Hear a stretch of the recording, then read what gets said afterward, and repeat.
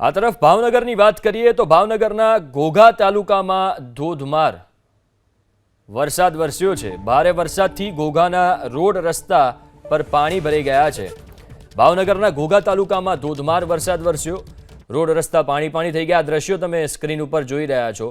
ઘોઘા તાલુકાના દ્રશ્યો છે કે જ્યાં ધોધમાર વરસાદને કારણે પહેલી નજરે જોતા તો એવું લાગે કે ચોમાસું હોય, કારણ કે ચોમાસામાં જ આવી સ્થિતિ સર્જાતી હોય છે। ચોમાસું પૂર્ણ થઈ ગયું છે, દેશમાંથી ચોમાસું જતું રહ્યું છે, એમ છતાં પણ આ સ્થિતિ જોવા મળી રહી છે। એનું કારણ એક જ છે કે જે અરબી સમુદ્રમાં સિસ્ટમ સક્રિય થઈ છે એના કારણે રાજ્યભરમાં વરસાદની આગાહી કરવામાં આવી છે। અને આ દ્રશ્યો તમે ભાવનગરના જુઓ, ઘોઘા તાલુકામાં ધોધમાર વરસાદ વરસ્યો અને રસ્તા પર નદી વહેતી હોય પહેલી નજરે જોતા એવું લાગે। વધુ વિગતો સાથે સંવાદદાતા પાર્થ ફોનલાઈન ઉપર જોડાયા છે। પાર્થ, અત્યારે ભાવનગરમાં શું સ્થિતિ?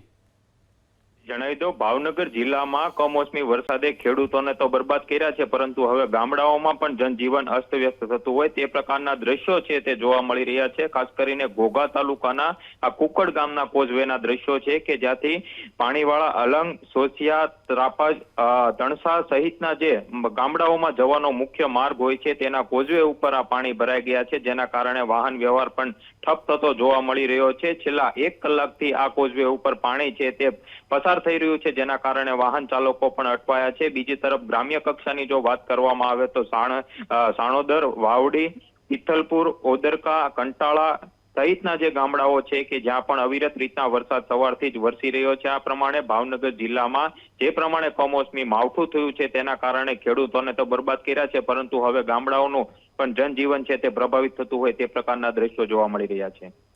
આભાર પાર્થ વિગતો આપવા માટે।